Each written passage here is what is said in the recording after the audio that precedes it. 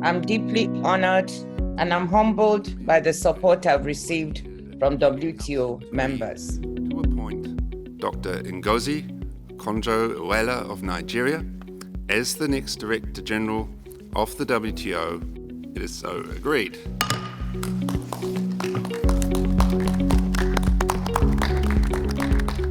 It's both exciting and daunting at the same time to be here because I take the reins of the WTO at a time of great uncertainty and cannot be business as usual at the WTO.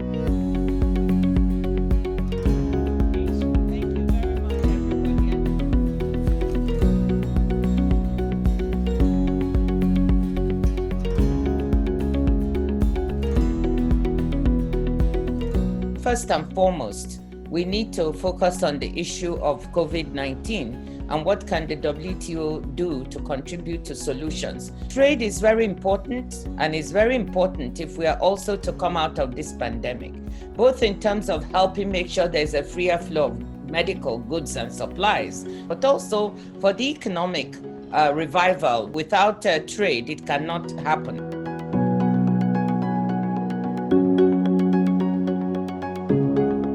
I must mention the fisheries subsidies negotiation, which is key, and it speaks to both sustainability of our oceans. It helps fulfill one of the SDGs.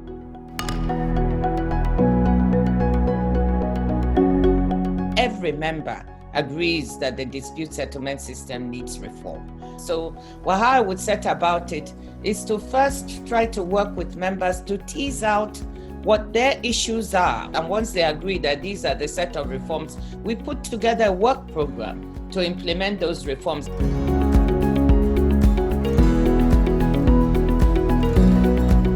Must be mindful that whatever we do will benefit all members, not just big members or middle-sized ones, but also small ones and small island economies. Trade is about people. How do we bring those who have been excluded or marginalized, like women, like owners of micro, medium, and small enterprises into the mainstream?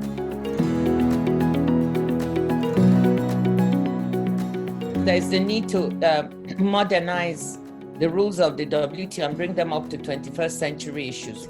We have to look at the digital economy, which has become so prominent during this pandemic. E-commerce is key and is going to grow in leaps and bounds as we move on.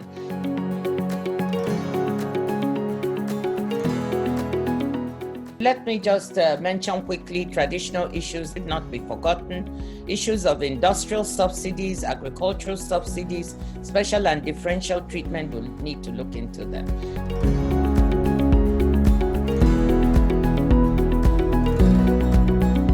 To look at our procedures, and parts of the institution. So much needs to be done. That is why I talk about deep and wide-ranging reforms. We also have the issue of lack of trust among members, which has built up over time, and we need to work through that if we are to achieve the reforms that the WTO needs to achieve in order to be relevant in this modern age.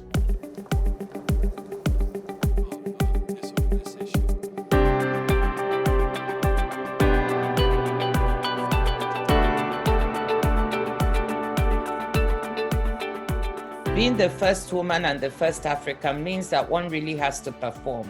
If I want to really make Africa and women proud, I have to produce results. And that's where my mind is at now. How do we work together with members to get results?